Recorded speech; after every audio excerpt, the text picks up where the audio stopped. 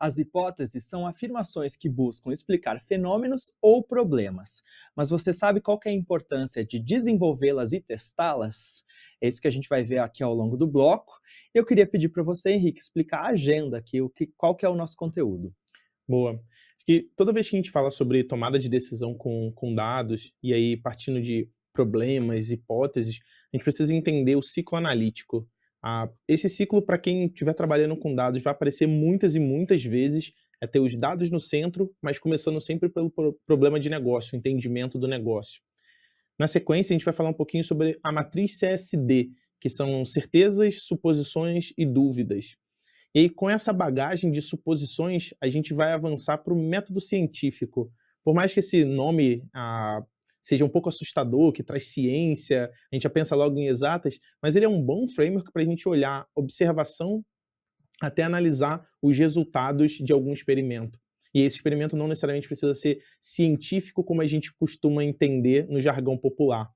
E aí a gente vai aprender desse método como que a gente formula boas hipóteses e como a gente testa hipóteses saindo da questão de suposições e perguntas que não ajudam em nada. Então a gente vai por esse caminho aí. Maravilha. Bora começar? Vamos lá. Então é isso. Já no nosso próximo vídeo, a gente vai falar sobre ciclo analítico. A gente se vê lá.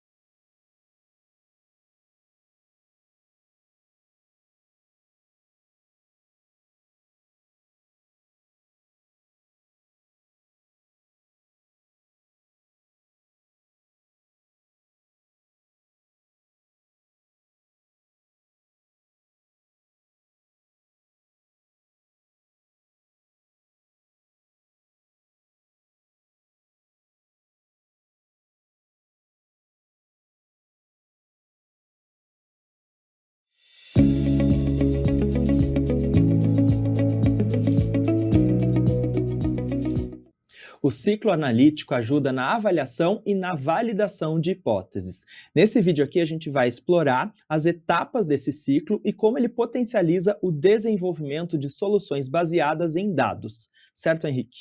É isso daí, é isso daí. Não sei se você já viu alguma vez essa imagem do ciclo analítico. Não conhecia. Não conhecia. Não. Para quem trabalha com dados, estatística no geral, Uhum. já viu essa imagem várias e várias vezes. Tá. Então a gente tem ali no centro uma representação do banco de dados ali, né, então, Uhum. são os dados no centro, mas o início desse processo se dá ali no entendimento do negócio. Então, as etapas normalmente de fazer um projeto ou uma análise de dados, você entende o seu negócio, onde você está, a partir dali você consegue compreender os dados. Eu sempre, quando converso com uma empresa que está construindo um projeto de dados, ou fazendo uma análise de dados, ou iniciando alguma solução que tem a base de dados ali no meio, para não começar pelos dados. Normalmente, quando você vai lá, abre os dados de cara, antes de entender o negócio, você acaba entrando em vieses, Tá. porque os dados ele não têm toda a verdade. Uhum. Por mais que a gente ache assim, eu vou entrar na minha empresa, vou abrir um grande banco de dados, ou entrar lá no Data Lake e vai ter todas as informações. Isso não é verdade. Os dados eles vão estar sujos, os dados vão estar faltantes, a gente precisa enriquecer, precisa combinar bases, tabelas diferentes. Então, se você pega uma única tabela e tenta entender tudo a partir dali, não vai dar certo. Você vai muito mais entrar num viés de confirmação com o que você achava que sabia e você não vai conseguir tomar boas decisões a partir dali. Faz Ok. sentido?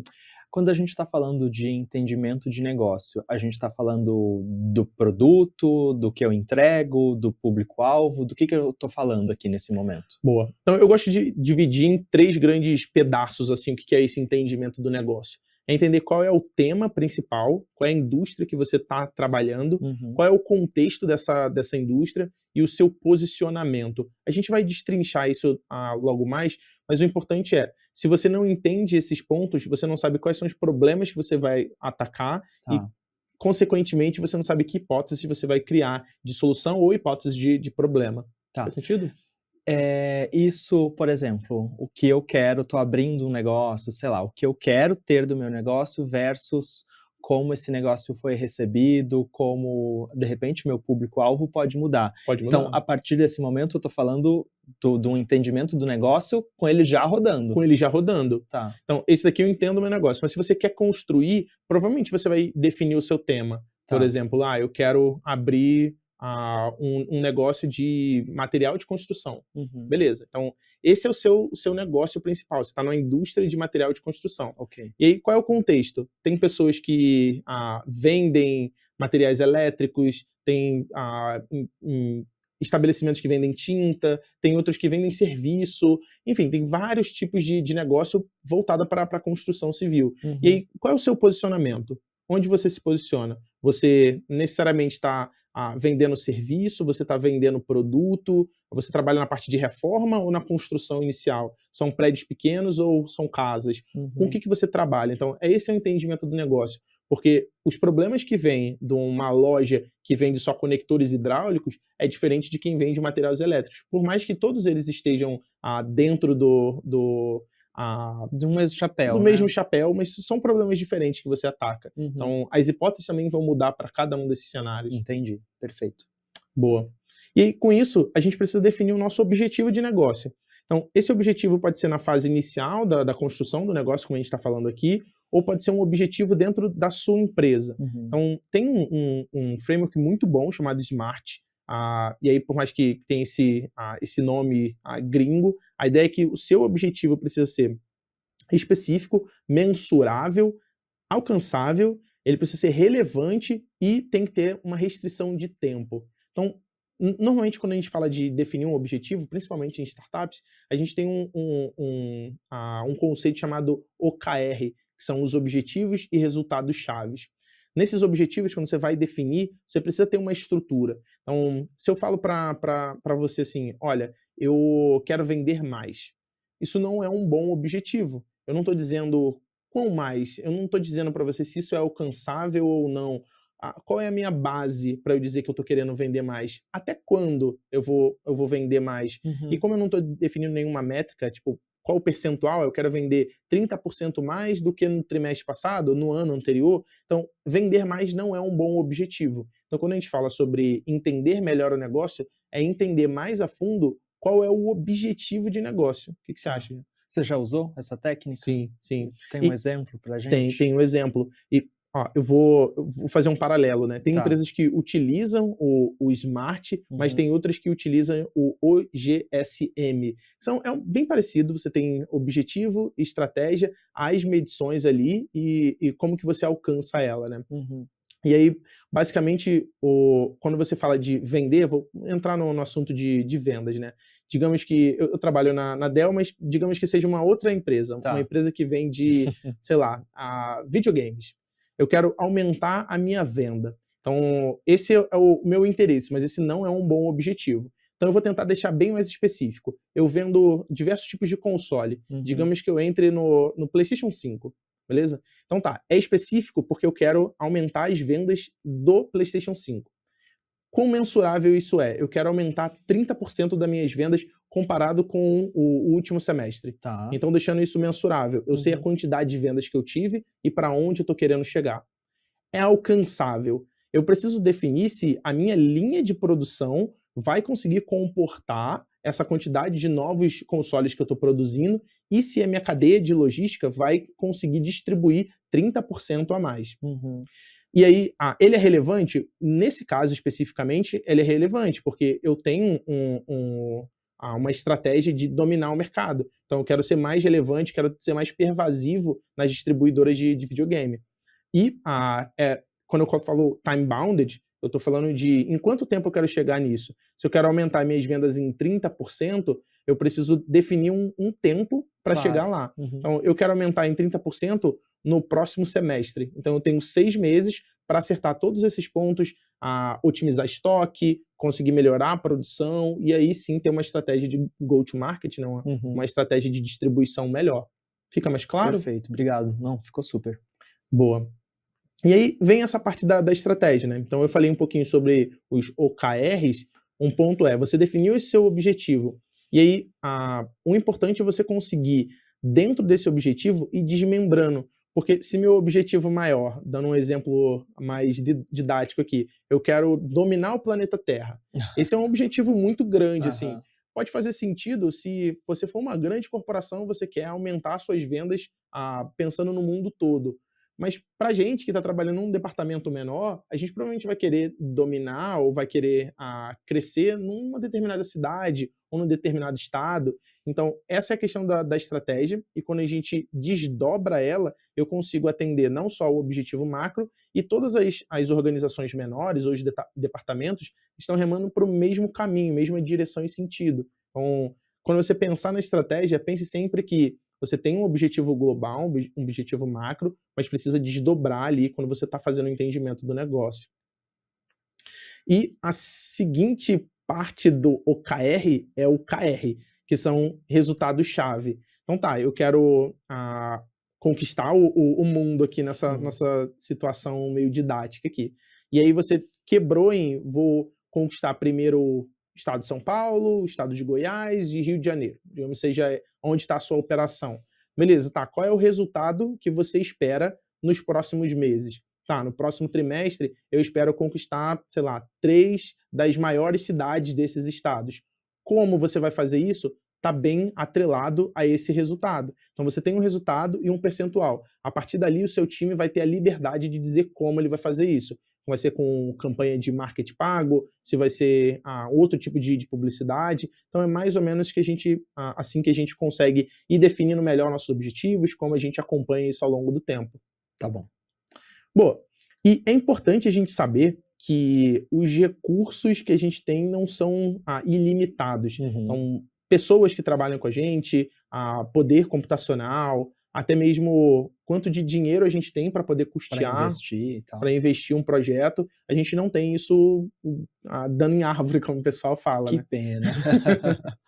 Não tem dano em árvore. Então, a gente precisa ter bem claro, quando a gente está iniciando um projeto, vai construir uma solução nova, a gente precisa ter bem claro, será que quando eu colocar isso em prática, o meu experimento, o meu teste, o meu protótipo, será que para poder virar um produto eu vou ter um investimento? Eu vou ter as pessoas necessárias para poder fazer esse produto acontecer ou não? Porque isso vai guiar muito como a gente vai criar as Uhum, nossas hipóteses. uhum. Porque se a gente só cria hipótese, beleza, eu tenho uma hipótese, a gente vai falar já já como a gente formula, mas eu tenho uma hipótese. Se ela não está necessariamente atrelada ao seu objetivo de negócio, se não está atrelada à sua estratégia, e se você não sabe quais são os recursos e as restrições, ela não vai andar, você não vai conseguir validar.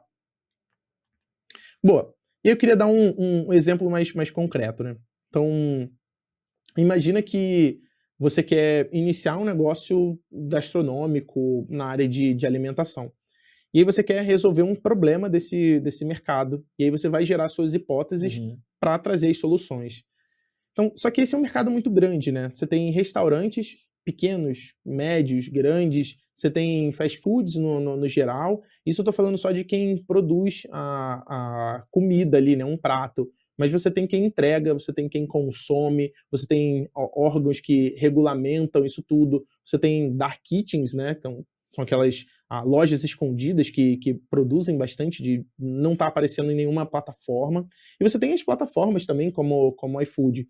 Cada uma delas, elas têm necessariamente esse tema aqui, então o tema aqui é alimentação, esse é o contexto, né, explorei várias facetas aqui desse tema, mas o posicionamento, onde você se encaixa ali, é o que vai dizer quais são os problemas que você tem Uhum. para derivar para suas hipóteses, né. Então o iFood, por exemplo, ele é uma vitrine, ele está conectando 2 pontas.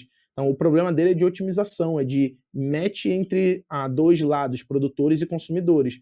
Mas um restaurante, por exemplo, não tem o mesmo problema, eu não vou conseguir resolver as mesmas coisas que o iFood, que ele está pensando ali um fluxo, uma esteira de produção. Então eu tenho uma matéria-prima, preciso transformar isso em prato e preciso entregar para alguém. Mas quem está levando a comida tem um outro tipo de problema ali, Uhum. né. Será que ele tem o equipamento necessário para embalar? Será que ele tem o meio, né, a moto ou o carro certo para poder levar? Vai chegar a tempo? Quantos que ele tem numa mesma rota para poder fazer a entrega? Então é meio que isso. Quando a gente for definir as nossas hipóteses a partir de problemas, a gente precisa ter bem claro dentro do nosso ciclo analítico onde a gente está. Então, iniciando pelo nosso entendimento do negócio, a gente vai compreender muito melhor os dados para a gente poder tomar hipóteses e gerar decisões, sabe?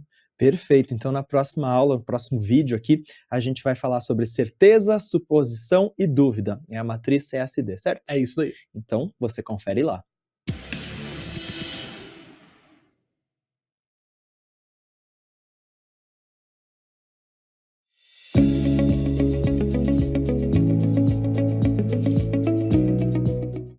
A matriz CSD, que significa certeza, suposição e dúvida, é uma ferramenta valiosa para a formulação de hipóteses. Nesse vídeo aqui, a gente vai examinar como essa metodologia auxilia na estruturação do pensamento analítico. É isso mesmo? É isso daí, é isso daí.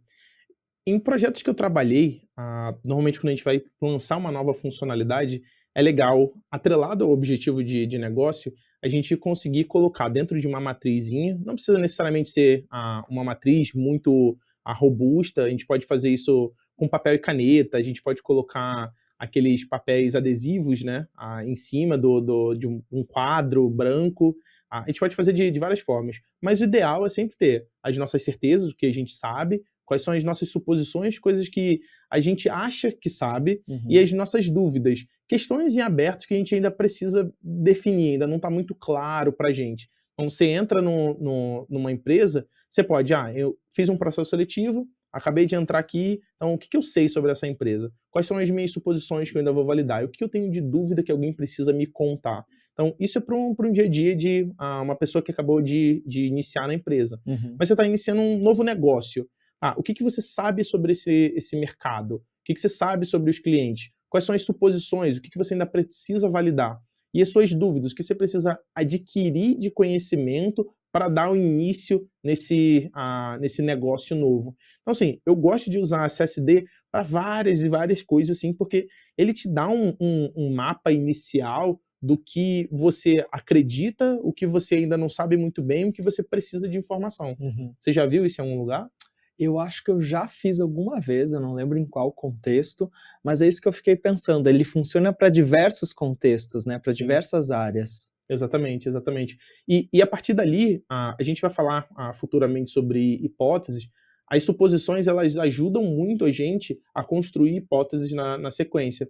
E as dúvidas, elas podem acabar virando, alguma suposição e a gente pode questionar as certezas também, Uhum. e tentar validar. Então, é um bom início, assim, para a gente começar a tomar decisões mais analíticas, sabe? Perfeito. Aqui tem um exemplo. Então, certeza: 76% dos nossos clientes têm menos de 40 anos. Uhum. Suposições: pessoas 40 a mais não procuram esse tipo de produto. E dúvidas: o nosso marketing está impactando o público 40 a mais? Então, tem esses 3 cards que eu coloquei ali em cada coluna. Eu queria trazer para você, Jean, se você topar, a gente tentar construir um produto aqui com essa CSD. Tá, E aí, o produto que eu pensei foi um chatbot ok. que dá um auxílio para as pessoas que estão no e-learning. Pode ser até aqui na faculdade de exame mesmo. Tá. A ideia é a gente levantar as nossas certezas, suposições e dúvidas, fazer esse esqueminha aqui para o pessoal de casa já se familiarizar com esse formatinho. Bora lá, vamos tentar. Vamos tentar. Bom, de certeza, o que a gente sabe assim, sobre o mercado de educação, e-learning e as coisas que a gente sabe de IA até agora? Bom, pensando assim, de primeira, acho que são pessoas que querem melhorar dentro do mercado de trabalho, querem conseguir oportunidades melhores a partir do que elas aprenderam. Sim, São pessoas que de repente não têm um tempo, certo legal. disponível durante a semana, né, para fazer as aulas, então é importante ter essas aulas gravadas para acessar quando ela quiser. O que a gente sabe de IA, por exemplo, hoje? De IA, o que que a gente sabe de IA? Até agora, assim, é uma certeza nossa. Por exemplo, a gente sabe que esses modelos de linguagem hoje estão tão avançados que a gente consegue, com alguns prompts, fazer com que esses modelos de IA, como o ChatGPT, Uhum. atendam às nossas necessidades. Sim.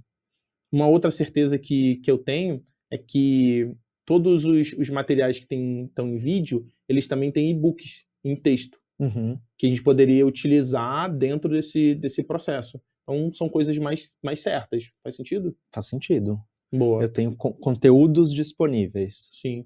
Agora, uma suposição que eu tenho com relação a isso é que as estudantes no e-learning, elas, além de não ter o tempo que você trouxe, elas se entenderiam bem com um chatbot. Um chatbot que desse instruções para ela, tirasse as dúvidas dela, não necessariamente num fórum ou com uma pessoa tutora ali, Uhum. mas um chatbot ali, né? Um agente virtual. Essa é uma suposição que eu tenho. A gente precisaria validar. Dado que a pessoa teria pouco tempo, seria legal ter um produto que faça resumo, traga os principais tópicos, Sim, ou de repente faça desafios, traga problemas. sim. Acho que essa é uma suposição boa que a gente pode validar na sequência. Acho que uma outra suposição que eu tenho aqui, dado essa questão de IA e o e-learning, é que vai ser personalizado. Então, uma vez que, quando a gente tem uma pessoa que está passando conhecimento, ela acaba tendo que acreditar que todo mundo tem a mesma base. Uhum, E aí você vai construindo em cima dessa base. Mas tem pessoas que já viram conteúdo várias vezes, até nessa matriz CSD. uhum. Talvez tenha pessoas que estão acompanhando a gente aqui que já fizeram isso 500 vezes, mas tem gente que nunca viu. Então, quando a gente passa um conteúdo, a gente assume um nivelamento das pessoas. Talvez com um chatbot mais personalizado, ele vá aprendendo com a pessoa o que ela sabe, o que ela não sabe, talvez umas perguntas iniciais, e a partir dali vai seguir, vai estar mais adaptado à realidade. Então, a minha suposição é que isso faria mais sentido para o pessoal, ter algo mais adaptável. Isso faz total sentido. Para mim faz total sentido. Para Hum, conseguir balizar, né. Primeiro, seria quase o contrário, né, a inteligência artificial treinando a pessoa que está usando ela para conseguir balizar. sim, sim. Uma dúvida que eu tenho com relação a esse processo é que normalmente a gente paga, né, a IA por tokens e tal, por Uhum. conversas. E aí, eu não sei, pode ter estudantes que façam esse chatbot até de terapeuta, né, começar a perguntar várias coisas, você vai pagando a quantidade de palavras que você tá Uhum. utilizando ali. E aí a minha dúvida é, será que as pessoas pagariam por um serviço extra desse? Então elas já pagam o curso, será que elas pagariam por um tutor, sei lá, virtual, ah, todos os dias para estar ali disponível 100% do tempo? Será que a pessoa pagaria por isso? Seria um bom serviço? Acho que faria sentido, mas poderia ser também, você embutir esse valor e dar créditos para essa Dar pessoa, crédito, para entendi. ela usar, ela tem uma limitação para usar, não é tão livre assim. E aí a gente colocaria isso como uma dúvida, né. Sim. Será que a Entendi, pessoa gostaria se fosse assim? sim. E é um plano extra que vai consumindo ali, não necessariamente está atrelado a você tem uma base que está no entendi, entendi. Tá no pacote que você comprou do curso, mas Uhum. tem esse extra. Entendi. Gostei, gostei. Acho que a gente tem já um início Já ali tem um para cheiro, né? um cheiro. A gente sabe, tem as nossas certezas, nossas suposições e as nossas dúvidas.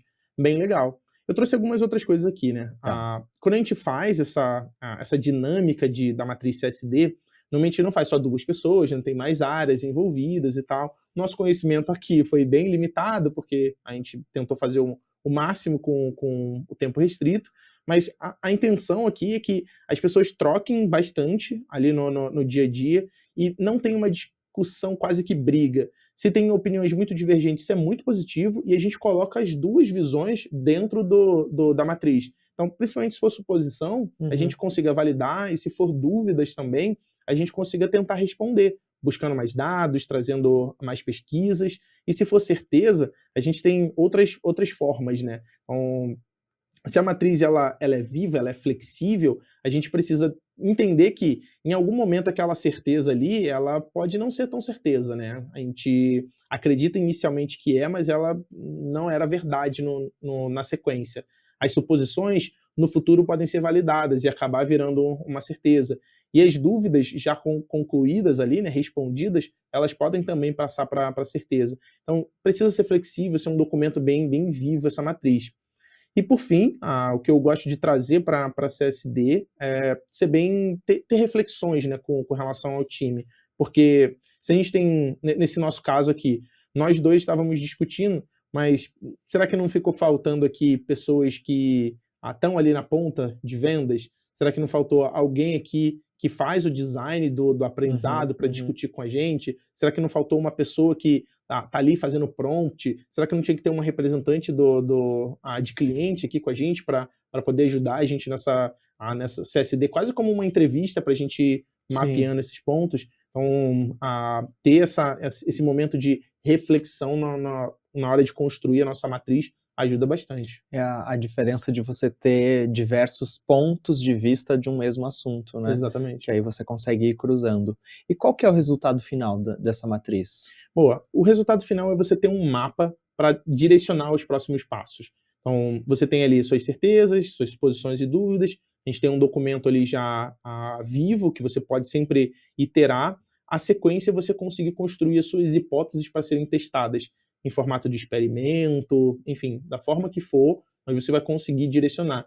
E essa CSD, ela serve tanto para soluções novas, quanto para problemas que já existem, né? Uhum. Então, a gente viu ali que dá para aplicar em vários lugares. Mas o próximo passo é a gente conseguir ir pelo caminho de sair da suposição e ir para a hipótese. Tá, mas aqui, dado que eu vou ter diversas dúvidas e tal, eu posso ter várias hipóteses de uma mesma matriz? Pode derivar várias Que hipóteses. legal. Você pode derivar.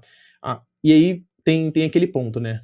Quando você cria uma hipótese, você está pedindo um teste. Na suposição, não necessariamente. A gente vai ver Uhum. isso com mais calma daqui a pouco, porque da forma como a gente escreve a nossa suposição, Tá. a gente pode acabar tendo um fim nela mesmo. Uhum. A gente tem a suposição aí e acabou.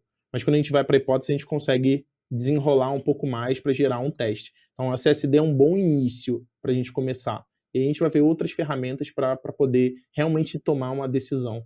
Perfeito, então essa foi a matriz CSD. No próximo vídeo a gente vai falar sobre método científico. É isso aí. Então a gente se vê lá, viu?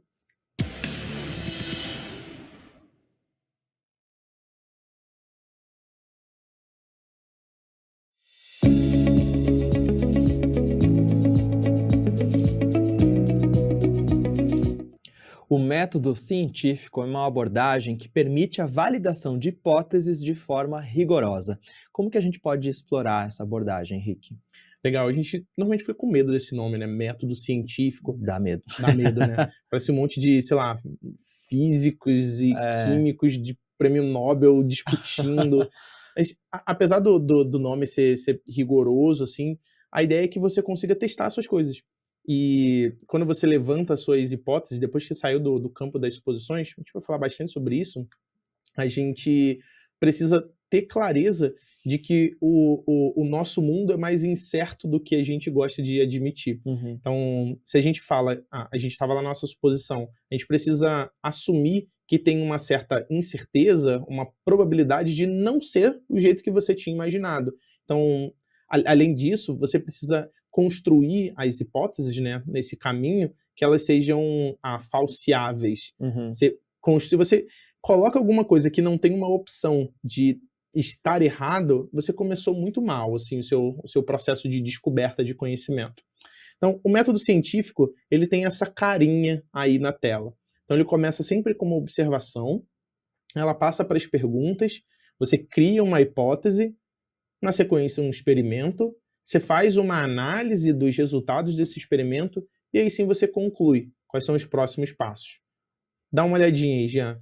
Tem alguma coisa que muito estranha, um nome que você nunca viu na sua vida?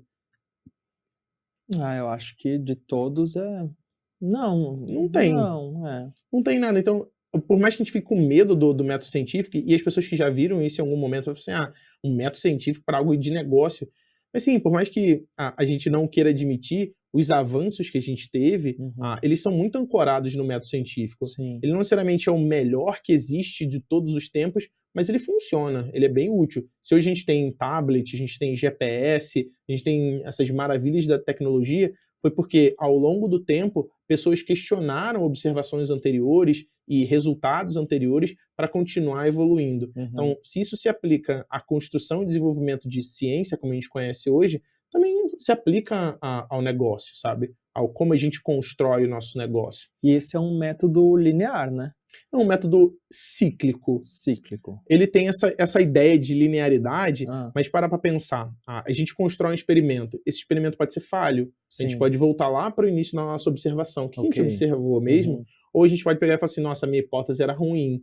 Eu tinha uma hipótese ruim, eu tive muitas hipóteses e essa daqui Descarta. eu vou descartar essa, eu vou para a próxima. Então, não necessariamente você precisa ir da observação à conclusão, você pode voltar sempre. Ele tem essa carinha aqui só para você entender os passos, mas isso não significa que ele tem que ser linear. Sabe? Tá bom, entendi. Boa. Vamos fazer um exemplo aqui de observação. É um exemplo didático, mas a gente pode conversar sobre outras coisas, né? Então, aqui tem uma torradeira e você colocou 2 pães ali dentro, apertou o botão de ligar e nada aconteceu. De primeira, assim, o que passa pela sua cabeça? Ligou, apertou o botão, não funciona. Ah, tá estragada. Tá estragado essa merda fora. É. Eu acho que é a primeira coisa que vem na cabeça, né? Ah, também já tem 5 anos que eu tô com isso aqui, isso já não funciona mais, ou não, meu primo veio aqui em casa, deixou... Alguém estragou. Estragou, alguém estragou. A culpa é de outra pessoa. Nem fui eu que fiz. Pô, e essa observação não necessariamente precisa ser da torradeira, né? Pode ser algo como o engajamento dos clientes na página diminuiu, ou o número de clientes vem caindo, ou o número de pedidos não está estacionado, ou sei lá, o número de assinantes, se eu sou a Netflix, um streaming da vida, o número de assinantes não aumenta quarta a quarta. E, tipo, são observações que você faz, normalmente é um fenômeno que aconteceu e você observa. Obviamente, quando a gente fala de método científico, a gente vai imaginar coisas como, caiu um raio e aí... É assim que a gente, na grande mídia, a gente tenta entender método científico como alguma coisa, um fenômeno da natureza. Mas no nosso caso de negócio, a gente pode fazer outros tipos de observações. Pensei que você tinha falado que caiu um raio e queimou a torradeira. Que na minha cabeça queimou a torradeira. Pode ser. E aí, na sequência ali, né, apesar de ser um ciclo, tem esses passos, é sempre uma pergunta. E aí você pode fazer vários tipos de pergunta, né? Perguntas mais exploratórias, perguntas reflexivas, e aí perguntas investigativas. Cada uma tem um papel. Normalmente uma pergunta exploratória, você quer entender o cenário, né? Aqui uma exploratória podia ser, por que meu pão não aqueceu? Tipo, o que está acontecendo ali? Tem alguma outra coisa por trás que eu ainda não consegui identificar, sabe? Entendi. Será que acabou a energia? Será que acabou a energia? São boas perguntas. Será que acabou só a minha energia? Será que... né? Aí vai longe. Vai longe, vai longe. E aí você percebe que é diferente de estragou, será que algo estragou na torradeira? Será que, não sei, é a entrada de energia ou é o circuito interno, sei lá, é a parte mecânica não emperrou? Enfim, alguma coisa aconteceu ali dentro. E aí a ideia é, faça mais perguntas. Quanto mais perguntas você fizer, mais você tenta ligar outras partes do seu cérebro para poder identificar o cenário geral. Acho que esse é o ponto. Tá bom. E aí a gente começa a construir a nossa hipótese. Essa hipótese aqui, ela ainda está com cara de suposição, a gente ainda vai refinar, principalmente no próximo vídeo, mas aqui a gente vai concluir o método científico, né? Então, essa hipótese, ou essas hipóteses que você vai gerar, elas são potenciais respostas às perguntas que você fez anteriormente. Então, para cada conjunto de perguntas, você vai ter uma ou mais hipóteses ali associada. E aí, nesse caso especificamente, poderia ser que a torradeira não aqueceu porque a tomada elétrica está quebrada. Então a gente está tirando o problema daqui da torradeira e está indo lá para a tomada, para o plug, né? Alguma coisa aconteceu ali que não está funcionando. Só que essa suposição, essa hipótese inicial que a gente está começando a construir, ela não serve muito ainda, né? Se eu falo para você assim, o engajamento não está tão bom aí porque as pessoas não gostam desse conteúdo. Tipo, acabou, ponto final. Não tem o que você fazer para resolver isso. Se eu falo, a tomada elétrica está quebrada, acabou. É isso, e nunca mais ninguém fala sobre esse assunto. Você não pensou sobre, né? Não pensou sobre. E aí, o importante da hipótese, a gente vai combinar isso no próximo, mas nesse caso aqui, é a gente conseguir utilizar a hipótese para fazer previsões. Então, imagina que ao invés de eu falar que tá ruim ou que quebrou, eu falo assim, se eu trocar a tomada de lugar, então a torradeira volta a funcionar. Então, isso é um pensamento um pouco diferente do que termina nela mesmo, né? Então, tá ruim. Tá ruim, beleza, acabou. Mas se eu trocar de lugar, algo vai acontecer, eu tenho uma previsão, eu tenho um resultado esperado ali e um potencial experimento para fazer. Entendi. Mas aí a gente está falando de testes. De teste. Tá. De teste. Então, quando a gente sai da previsão, toda previsão ela pede pra gente um experimento. Uhum. E aí essa ideia, um experimento associado à previsão dessa hipótese. Então esse é sempre o caminho. Eu tenho uma observação, eu gero um conjunto de perguntas, essas perguntas vão gerar uma hipótese que traz uma previsão, e essas previsões vão gerando experimento. Então, cada experimento desse você consegue rastrear até a observação inicial. Então, essa é a beleza do método científico. Uhum. Não necessariamente você precisa ficar preso a uma pergunta ou necessariamente uma observação. Você pode voltar e fazer esse caminho reverso, entender onde está falhando ali no seu processo e iterar e ter múltiplas linhas de experimento ali dentro. Então, quando a gente faz esse experimento, a gente vai analisar os resultados. E aqui, nesse caso aqui, eu tenho duas ramificações do experimento. A é a torradeira aquece, então a hipótese foi confirmada, provavelmente está correta. E a B é a torradeira continua não aquecendo lá, não tostando o pão. Então a hipótese não foi confirmada, provavelmente está errada. Uhum. E aí eu tentei grifar ali esses provavelmente, porque a gente não consegue ter certeza de nada. Então, vou trazer um exemplo aqui. Imagina que você está indo para o interior, no seu carro, e aí está chovendo muito, e aí tem na estrada, tem uma pontezinha de madeira. E aí você olha assim, você pensa, será? E aí você gera ali a sua hipótese muito rápido. Provavelmente eu vou morrer. Provavelmente eu vou vai morrer. cair tudo. E aí você passa. Você passou ali pela pontezinha improvisada de madeira e você não caiu. Dá para falar com certeza que a sua hipótese foi confirmada? Não. O de trás passa, cai e morre. E aí? Não. Coitado. Coitado. Né? Você conseguiu, mas o de trás não conseguiu. O problema é dele. O problema é dele. Minha hipótese, tava certa. A hipótese dele foi a mesma que a sua no final. Ixi, é verdade. Mas enfim, esse é o ponto, né? Então, a gente trabalhar com incerteza é difícil pra gente, né? A gente tem a ideia de determinismo, né? Então, se uma coisa, então a outra. O ideal é que, se uma coisa, então a outra, a gente trabalhando com hipótese, a gente sabe que a gente tem uma margem de estar errado. Por mais que uma vez deu certo, não significa que todas as vezes vão dar certo. Então, vale a pena a gente ter sempre esse provavelmente quando a gente corroborar e quando a gente refutar uma hipótese. É bom a gente ter esse provavelmente, porque o que pode dar certo para um negócio não necessariamente vai dar para outro. Então, o Duolingo, ele é muito forte, tem uma presença muito boa, muito engraçada nas redes sociais. Isso significa que a minha empresa precisa ser exatamente igual a corujinha verdinha lá e vai dar certo. Talvez não, provavelmente não, sabe? Então, tem marcas diferentes, público-alvo diferente, tem um contexto diferente. Então, uma hipótese que funciona para um negócio, igual o carro aqui na ponte, não necessariamente vai funcionar para outras. Mas aí a gente está lidando também com probabilidades? Ou probabilidade. Não? Tá. O teste de hipótese, ele tem uma âncora muito forte em estatística. Aqui a gente não vai entrar nesse rigor estatístico, é muito mais o pensamento do método científico e como a gente consegue testar coisas, mas a gente não vai fazer testes estatísticos para isso. Acho que a gente vai passar um pouquinho demais do que a gente se propõe nessa ideia de hipótese para negócio. Perfeito. Boa. E aí a gente conclui ali, né, a última etapa, é a gente conseguir saber o que a gente faz. Beleza, a gente refutou ou a gente corroborou a nossa hipótese? A gente precisa dar os próximos passos, né? E aí, mais uma vez, a gente tem dois caminhos aqui. Se a hipótese foi confirmada, a gente pode fazer o uso dela, então nesse caso aqui a tomada, ou a gente pode ter hipóteses adicionais, né? Por exemplo, por que está quebrado? Será que aconteceu alguma coisa ali? Algum outro equipamento entrou ali, deu curto naquela tomada? Enfim, a gente pode ter outras hipóteses, aquilo que você tinha falado, né, linear, não necessariamente. Além de cíclico, ele pode ter ramificações e gerar outra linha de investigação, outra linha de hipótese. E aí, o ramo 2 ali, o B, se ela não foi confirmada, uma nova hipótese, né? Será que tem um fio partido internamente? Então, a gente vai fazendo essa cadeia de hipótese e testando elas com esses experimentos. Será que ela está com a voltagem errada? Pode ser, às vezes você está numa tomada 220, seu equipamento é 110, e aí dá aquela confusão toda. É isso? Então, no próximo vídeo aqui, a gente vai falar de formulação de hipóteses. É isso aí. Aí a gente vai começar a ver ela na prática. Vamos ver na prática. Muito bom, então a gente se vê no próximo vídeo.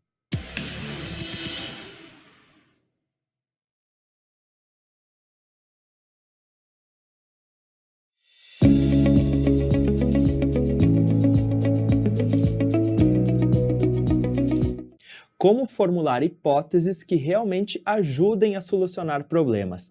Nesse vídeo aqui, a gente vai explorar as melhores práticas para criar hipóteses claras e relevantes. Com você, Henrique. Boa. Tem vezes que eu entro em reunião e aí o pessoal fala assim: minha hipótese é, se eu contratasse mais 5 pessoas. Eu falo assim: "Cara, isso não é uma hipótese, você tem uma dúvida aí". Então acho que quando a gente constrói uma hipótese, a gente precisa sempre pensar em como eu vou testar essa hipótese. Uhum. Então, se eu estou falando alguma coisa com relação a, sei lá, atender um projeto no prazo, fica muito difícil de você testar, porque a gente chama isso de teste de vida ou morte. Você só sabe se deu certo depois que passou do prazo. Então, Tá. assim, enquanto não bateu o prazo, você não sabe se falhou. Quando passa o prazo, olha aí, não entregamos no O prazo. engenheiro da obra pronta, né? Aí, o que você faz ali com isso? Então, assim, ter uma forma melhor de direcionar, escrever a sua hipótese para comunicar e gerar teste é muito importante. E aí eu trouxe um exemplo muito didático, um exemplo assim, a gente vai falando sobre outros exemplos e no próximo Uhum. vídeo a gente avalia exemplos reais, mas nesse caso eu tentei pegar algo cotidiano, qualquer coisa que eu achasse que a gente conseguiria gerar hipóteses dele. Para a gente ver que como um exemplo tão simples quanto esse, a gente consegue criar boas hipóteses, que dali a gente consiga derivar para algo mais complexo. Então, o exemplo motivador aqui é esse: uma maçã todo dia mantém o médico longe. Tipo, essa é a ideia. A ideia é que você vai ficar saudável se você Saudável. comer uma maçã por dia. É isso, é Tá. isso. Então, já tem alguma coisa ali por trás, né? Se Aham. tá falando que, sei lá, o hospital vai ficar longe, o médico, a médica vai ficar longe, tem alguma coisa por trás que não tá escrito nessa frase. Uhum. Então, cabe a nós, quando estiver construindo Ah, tá. esse é o ponto. Porque Entendi. vão vir coisas quadradas. Então, as pessoas vão mandar algo nesse tipo, assim, dentro de uma reunião, e aí você respira, Hã. pensa um pouquinho, tá, onde que essa pessoa tá querendo chegar com essa frase? Isso acontece muito, não sei se você já viu, assim, a minha avó pelo menos falava muito: "Não menino, pega essas pilhas aí, bota lá no congelador que ela vai carregar no instante". Não sei se você já ouviu algo assim. Cara, de onde que saiu isso, sabe? Vozes da minha cabeça. Vozes na minha cabeça.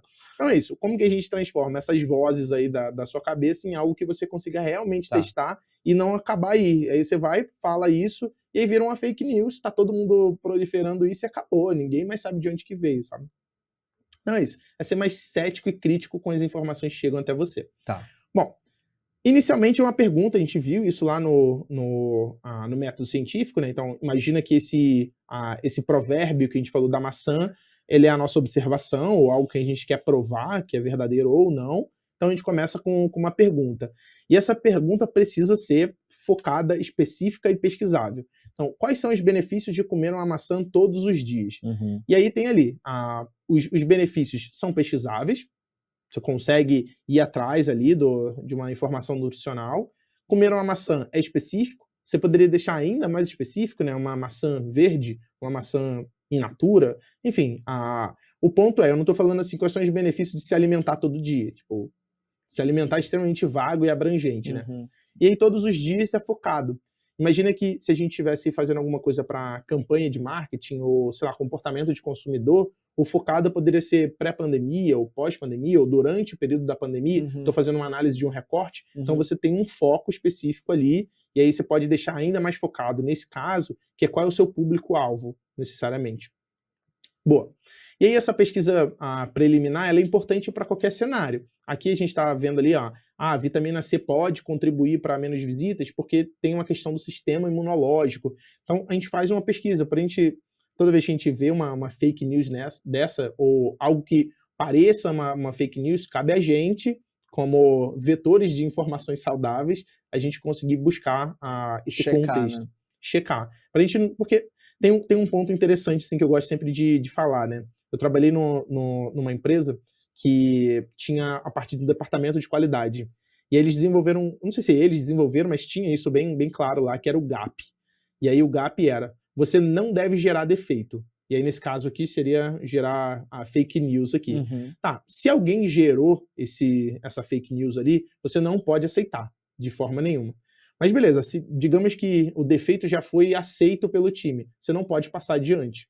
Beleza, você aceitou aquilo ali, de alguma forma o defeito chegou, mas você não pode continuar proliferando isso. Então, mesmo que você acredite em algo que, sei lá, numa teoria da conspiração, ok, é contigo, mas não passa isso adiante, que é pior. A Terra é plana, né? É, a Terra é plana, dói. Bom, e a gente começa com uma suposição inicial. Ela é o início da nossa hipótese. A gente já fez a matriz CSD, a gente já olhou o método científico, e aí agora a gente cria uma suposição que está começando a ir para o caminho de uma hipótese. Então aqui é, suponho, dado o texto lá, que o consumo diário de maçãs leve a menos visitas ao médico. Beleza, essa é a minha suposição, ou de alguma forma a pessoa é mais saudável, a gente pode reescrever isso. Então, eu vou deixar um pouquinho mais clara essa minha hipótese, né? O consumo diário de maçã por pessoas com mais de 60 anos leva a menos visitas ao médico. Olha só, que agora eu trouxe uma informação que não tinha antes. Falei assim, tá, será que isso é válido para todos os cenários? Todas as pessoas que comerem maçã todo dia Uhum. vão viver para sempre? Deixa eu ver se isso funciona com um grupo específico. Eu já estou indo para o caminho de testar. Então, essa é a ideia da hipótese, você conseguir pedir um experimento na sequência. Então, quando você fala só que comer maçã todo dia você não vai ao médico, tipo, por quê? Você não vai ao médico, você não consegue chegar lá, você não vai ao médico, você está mais saudável, tá ficando muito mais difícil ali, né? Então, aqui eu tenho as minhas variáveis bem claras. Então, consumo diário de maçãs é a minha variável independente, né, o meu eixo X. Visitas ao médico é o meu eixo Y, né, o que eu estou querendo prever ali no final das contas. Eu tenho um público-alvo, é o meu recorte da população ali. Estou pegando uma amostragem só de pessoas com mais de 60 anos, e aí o meu resultado previsto é menos. Eu quero que diminua essa quantidade de visitas. Uhum. E ficaria algo mais ou menos assim num gráfico. Eu Tá. tenho ali no eixo Y as minhas visitas, e a minha expectativa é que conforme o tempo de consumo vá passando, vá caindo esse número de visitas ao médico daquela população ali, ou Uhum, daquela uhum. amostra que eu peguei ali. Boa. E aí eu gosto de trazer 3 formas de reescrever. A primeira é colocando um "se então". Essa "se então" tem uma lógica de causa e efeito ali que fica muito mais fácil de a gente comunicar para as pessoas. Então, se pessoas com 60 anos ou mais consumirem maçãs diariamente, então elas visitarão o médico com uma frequência menor. E eu tenho ali, ó, qual é a minha causa? É o meu consumo diário de maçãs. O meu efeito é menos visitas, e aí eu tenho pessoas com mais de 60 anos. É bem parecido com o anterior, mas eu coloquei nesse modozinho ali de "se então". E aí o que é legal nesse formato que eu tenho aqui, é que eu já começo a ter algo como causalidade ali. Estou fazendo uma análise de causa raiz de um problema e eu testo isso. Eu vou ver se realmente esse grupo de pessoas aqui tem uma visita menor. Então, Uhum. essa é uma forma de fazer. Uma outra é você fazer uma comparação ali, né? O consumo diário de maçãs por pessoas com 60 anos ou mais resulta em decréscimo na frequência. É bem parecido, mas a gente reescreveu de outra forma. Essa também pede um teste. Então, mais uma vez, a causa é o consumo, a gente tem menos visitas e pessoas com 60 mais de 60 anos.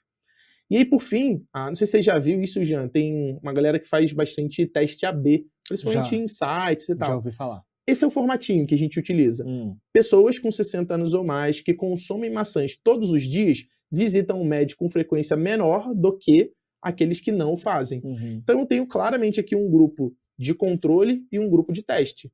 Então vai ter um grupo que não vai receber maçã todos os dias, um outro grupo que vai receber maçã todo dia. Os dois têm as mesmas características. Porque o importante aqui, nessas 3 formas de escrever, é que eu tenha variáveis.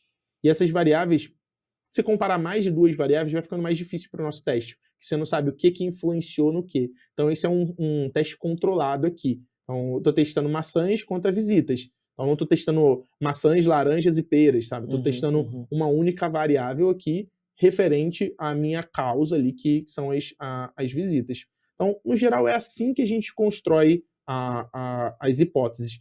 Você pode usar qualquer uma dessas 3 ou qualquer outra que peça para a gente um teste na sequência. Aqui fica muito claro. Eu vou trazer essas pessoas, vou aplicar aqui o meu remédio, no caso, o consumo de maçãs, e aí sim eu vou ter no meu banco de dados o histórico do que aconteceu de visitas, e aí eu consigo fazer as minhas consultas, criar meus gráficos e fazer o acompanhamento ali. Muito bom. E aí, então, eu consigo na verdade, eu vou a partir daí, a partir do momento que eu escrevi, que eu vou fazer o teste. É isso. Perfeito. Próxima aula é isso? Próxima aula, teste. Ah, quero testar se é verdade esse negócio de maçã aí todo dia. Então a gente vai testar as hipóteses no próximo vídeo. A gente se vê lá.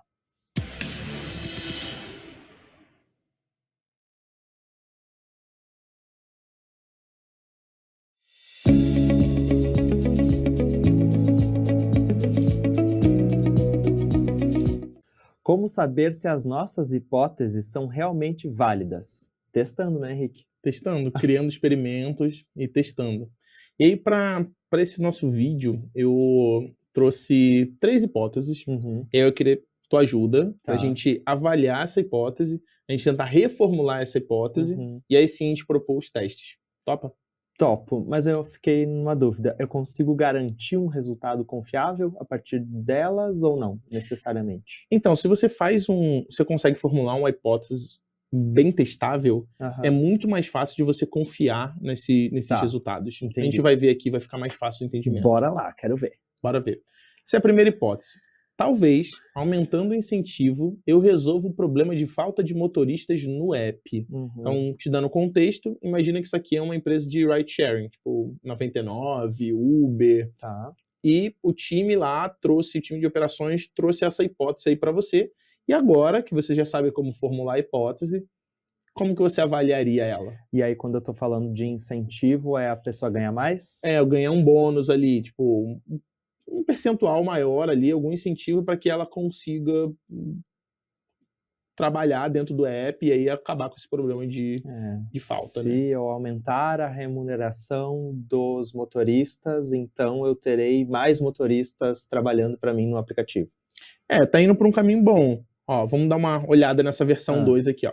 Se o incentivo para motoristas que fazem 10 ou mais corridas, então olha só, lembra que a gente tinha falado de tenta ser mais Ah, tá. específico? Aham. Então eu tô dizendo que 10 ou mais corridas, eu digo que ele tá ativo. Tá. Então, se ele fez numa semana, ele fez pelo menos 10 corridas, eu tenho uma atividade. E aí Uhum. eu digo onde, olha, em Petrópolis, aumentar em 30%. Então, estou falando, olha, eu tenho várias regiões onde eu tenho corridas acontecendo, mas nessa região ali é que eu estou com déficit. Tá, entendi. E aí sim, eu aumento esse incentivo para ele em 30%. Então, aumentaremos em 15% a disponibilidade de motoristas no horário de pico na região em até 12 semanas. Uhum.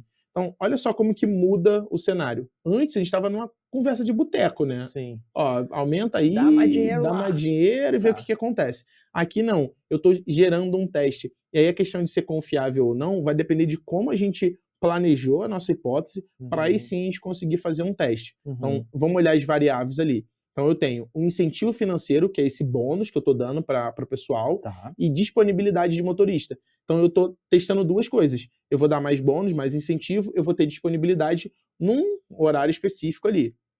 Qual é o nosso público-alvo? Motoristas com histórico de atividade no app em Petrópolis, no Rio de Janeiro. Tá. Poderia ser, sei lá, em São Paulo, São Paulo. Uhum. Poderia ser, sei lá, em Campinas, São Paulo. Poderia ser em vários lugares diferentes. Onde eu tivesse o problema. O problema Tá. que eu identifiquei ali.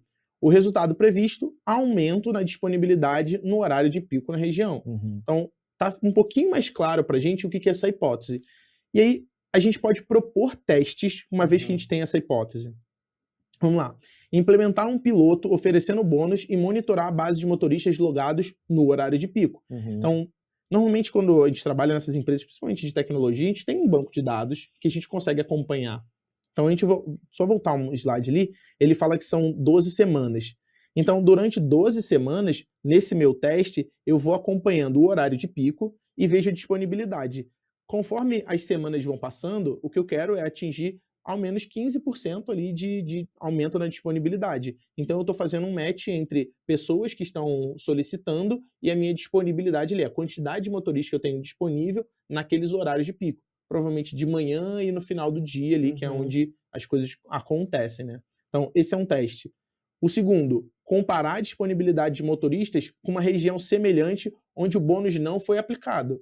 Porque aí eu consigo maçãs com maçãs no nosso caso. Então tá, eu tenho uma região em que eu não apliquei o bônus, e essa região aqui que eu apliquei o bônus, realmente tem um impacto o bônus ou foi alguma outra coisa, sabe? Então, a melhoria no app ou alguma coisa desse tipo, né? Alguma campanha. Tá. Opa. Coletar feedback dos motoristas sobre a percepção do incentivo para avaliar também a motivação dos motoristas estarem ali dirigindo naquele período. Então, olha só como é que mudou de a gente falar que dá bônus aí, ver se aumenta, para a gente ser muito mais rigoroso com o que a gente está avaliando e que testes a gente pode fazer. Faz sentido? Faz super, porque aí eu consigo medir, né? Eu consigo ver se realmente aumentou essa disponibilidade. E ainda tô tendo a opção de ter um feedback, né? A pessoa vai falar se aquilo faz sentido ou faz diferença para ela. Exatamente.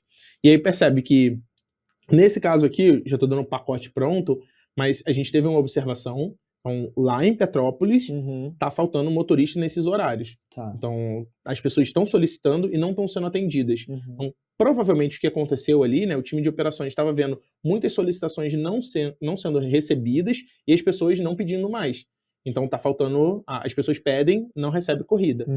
E aí, esse é o grande problema, né? Então, a partir dali, a gente está fazendo alguma pergunta dessa observação, e aí vai se desdobrando até a gente ter esse teste, até a gente ter essa hipótese, e aí a gente vai para esse teste, né? Eu estou tentando prever alguma coisa. O que eu estou prevendo aqui é o aumento na disponibilidade de 15%. É isso que eu espero ver. Então, eu consigo gerar testes que vão, ao longo dos 12 meses, eu não vou falar que vai garantir, mas eu tenho uma probabilidade de, uma vez que eu refuto ou corroboro com essa hipótese, de tomar decisões melhores. Será que eu preciso utilizar mais esse bônus? Será que o bônus é diferente? E aí eu consigo ir gerando outras hipóteses a partir desses testes, sabe? Esses 15% que eu tenho de melhoria, né? Isso eu defino a partir de algum dado também ou não? Boa. Se você não tem um dado que corrobore ali, né? Você pode olhar a quantidade de em outras regiões, como que você foi melhorando ao longo do tempo, né? O que fez aumentar o engajamento porque talvez aumentar a disponibilidade em 100%, você tenha pessoas ociosas. Tipo, às vezes a disponibilidade precisa ser só um pouco maior para a gente também conseguir ganhar na taxa dinâmica, no variável. Então, tem que ter algum outro estudo ali por trás, porque também se tiver disponibilidade 1 para 1, se alguma pessoa sair desse teu modelo ali, você tem mais motoristas ociosos. Ou o caso de você ter um pouco a menos de disponibilidade pode ser importante porque, sei lá, se eu cobro R$ 80 uma corrida longa, eu posso cobrar 120, 130. Então, você também aumenta o seu faturamento. Então, tem algumas outras coisas ali que pode ter influenciado o negócio a transformar a hipótese aquele número ali, sabe? Você parte sempre daquilo que você já sabe, né? Já sabe. Boa. É isso. Boa, vamos olhar essa segunda hipótese. Acho que se dermos mais cupons para os clientes, eles vão fazer mais pedidos. E aí? Partindo da lógica de que você apresentou no outro, cupom de quanto? Para quem? Onde? Exatamente. Muito bom, muito bom. Que a gente vai quebrando o que a gente quer fazer e sendo cada vez mais específico. Porque aquilo que a gente falou no vídeo anterior sobre a estrada e a pontezinha, e você passou e outra pessoa não, a gente não consegue utilizar a mesma hipótese para tudo, né? Então, quanto menos variáveis a gente está tentando testar, melhor. Então, deixa mais específico, a gente vai garantir, como você perguntou, né? Eu consigo confiar, se você diminui qual é o seu público, é mais específico, fica mais fácil de você conseguir testar e ter resultados confiáveis, né? Ótimo. Vamos dar uma olhada nesse caso aqui, ó. Clientes ativos que receberem um cupom de 10% de desconto por 3 semanas consecutivas realizarão, em média, 3 pedidos a mais no mês em comparação com aqueles que não receberam cupom. Então, aqui eu estou fazendo 2 grupos, eu quero ver os 2 grupos são ativos, e aí eu estou dando um cupom de 10% de desconto toda semana para esse grupo aqui. Então, estou viciando ele nos cupons. E aí, em algum momento eu tiro esse desconto, né? Eu falo assim, beleza, eu consegui engajá-lo e eu quero ver que nas semanas seguintes ali, né, eu tenho esse engajamento, né? 3 pedidos a mais em comparação com outro que eu não dei cupom, né? Ele vai continuar comprando mesmo sem o cupom. Mesmo sem cupom. Esse é o teste AB? Esse é um teste AB, um potencial teste AB. Tá. E aí, eu não trabalhei no iFood, mas eu vi uma galera falando sobre isso, que antes eles davam cupom para todo mundo, e aí eles perceberam que eles só estavam jogando dinheiro fora. Claro. E aí eles construíram uma hipótese baseada nisso. Então, deixa eu dar cupom só para uma galera e não para outra para ver o que acontece. nada acontecia. Pô, a galera continuava comprando do mesmo jeito. Então Uhum. precisa de outra estratégia ali. Então, essa hipótese aqui, por exemplo, ela pode ser refutada. Não Uhum. necessariamente a gente precisa corroborar essa hipótese. A gente tem que Ok. falar assim, é isso mesmo que tem que Uhum, acontecer. uhum. Não, a gente precisa fazer os nossos testes. Vamos só dar uma olhada aqui nas variáveis. Então, frequência e valor do cupom, número de pedidos realizados. Público-alvo, clientes que realizaram pelo menos um pedido nos últimos 3 meses, é isso que eu estou considerando como cliente ativo. E o meu resultado previsto é aumento específico no número de pedidos mensais. E aí os testes que a gente pode fazer nesse caso, dividir os clientes em 2 grupos, um grupo de teste que recebe os cupons e um grupo de controle que não os recebe, monitorar o número de pedidos em cada grupo ao longo do mês e avaliar também a repetição do comportamento nos meses seguintes, para Uhum. verificar o efeito de longo prazo. Que é aquilo que a gente falou, né? Pode acontecer, pode dar certo, mas provavelmente a gente corroborou. Será que isso continua, se mantém ao longo dos meses? A gente tem que repetir isso várias vezes e falar assim, beleza, essa é uma boa estratégia nessa região ou para esse grupo de restaurante. Será que funciona para todos? Todo mundo que está no app? Será que tem um período específico? Será que no horário de almoço eu consigo? No jantar eu não consigo? Final de semana é diferente do que dia de Uhum, semana, sabe? uhum. Então, outras hipóteses vão derivando a partir dessa. Muito legal. Não, eu tô ficando muito feliz de entender, de ver o quanto a especificidade traz a certeza do resultado, né. Sim, pelo menos a confiabilidade do Sim. resultado. Justo. Vamos ver uma terceira aqui. Será que as pessoas estariam dispostas a alugar a casa delas ou apenas um cômodo para estranhos? O que você acha? Hum. Onde que é essa casa? Quem que é esse estranho? Quem é esse estranho? Tá meio vago, né? Ainda, É. ainda tá faltando coisa ali, né? Vamos dar uma olhada.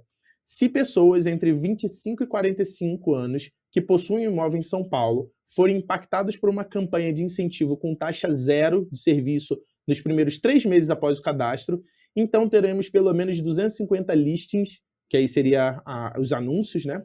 Até o final do quarter na região. Tô falando aqui especificamente de São Paulo. Então, Uhum. assim, eu mudei, né? Eu tô mudando aqui o nosso cenário. Eu tô fazendo uma campanha direcionada para esse público, de 25 a 45 anos, e deve ter havido algum estudo anterior para falar assim: olha, esse público aqui, eles têm uma propensão maior. Então, vamos direcionar para eles e falar assim: olha, vocês não vão ter taxa de serviço, vocês vão alugar e a gente garante para vocês todo o restante.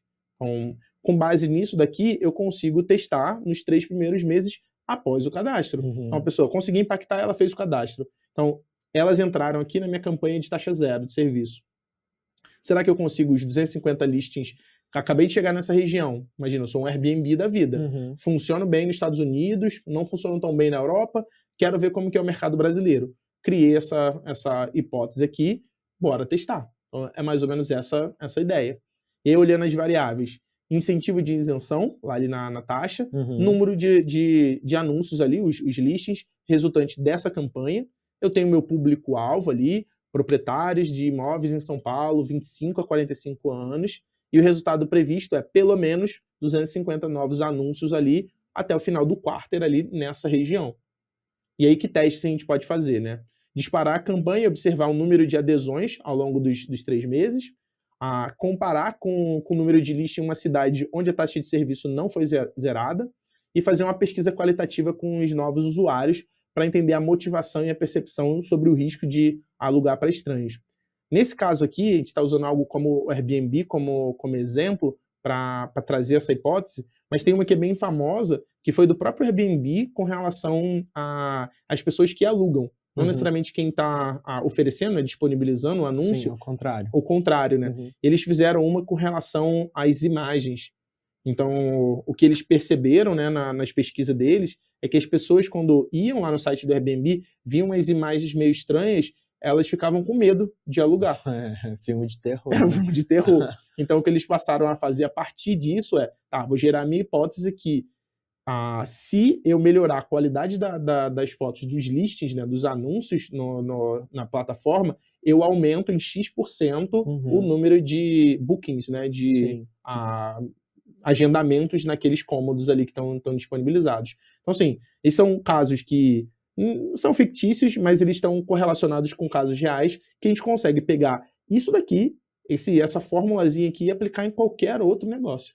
Muito bom mesmo. É isso. É isso? Terminamos? Terminamos. Eita! Então foi a nossa última aula aqui de conteúdo. Próximo vídeo a gente vai fazer um resumão, Um certo? resumão. Então, a gente se vê lá.